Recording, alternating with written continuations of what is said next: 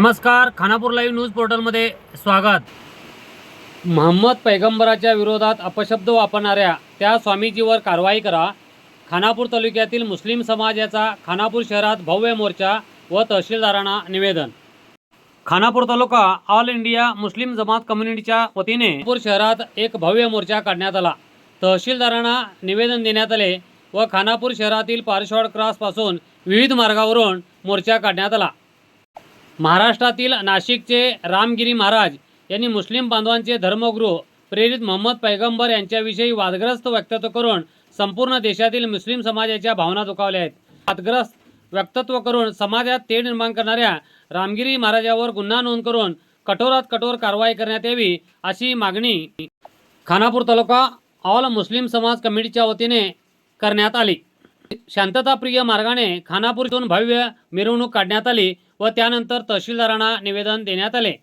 सदर निवेदन देताना मुस्लिम समाजाचे नेते नासिर बागवान, रियाज पटेल, इरफान तालिकोटी, कासिम हट्टीओळी, अल्ताफ बसरीकटी, बशीर मुनियार, अब्दुल हुडली, मुजफर टेकडी, सादिक नंदगडी, डॉक्टर फयाज, लायक अली बिच्चन्नवर, मौलाना अफजल, मौलाना इम्तियाज, मौलाना दौखीन, मौलाना नवीद, हाजीबा मेहमूद सुब्बानी यासह अनेक मुस्लिम समाजातील नेते, कार्यकर्ते व युवा वर्ग बहुसंख्येने उपस्थित होते। यावेळी बोलताना इरफान तालिकोटी म्हणाले, आज का आज एफआईआर होनी चाहिए और उनको जेल में डाल दिया। हम हर चीज बर्दाश्त कर सकते हैं, लेकिन नबी के शान में गुस्ताखी बिल्कुल बर्दाश्त नहीं करेंगे। हम सिवा अल्लाह के किसी को नहीं डरते।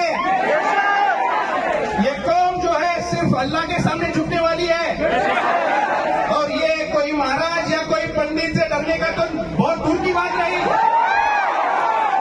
आप सभी लोग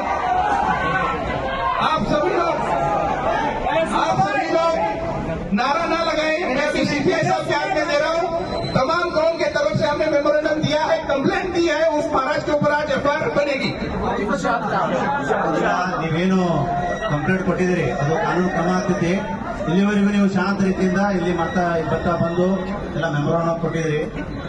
ಇದಕ್ಕಾಗಿ ನೀವು ಈಗ ಅದೇ ರೀತಿ ಶಾಂತವಾಗಿ ನಿಮ್ಮ ಸ್ಥಳಕ್ಕೆ ವಾಪಸ್ ಹೋಗ್ಬೇಕು।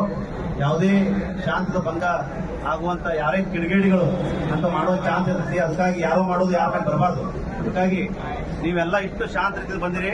ಇದೇ ಶಾಂತ ರೀತಿಯಿಂದ ನೀವು ತಮ್ಮ ಮನೆಗೆ ಶಾಂತವಾಗಿ ಹೋಗ್ಬೇಕಂತ ನಿಮ್ಮಲ್ಲಿ ಕೇಳ್ಕೊಳ್ತೀನಿ।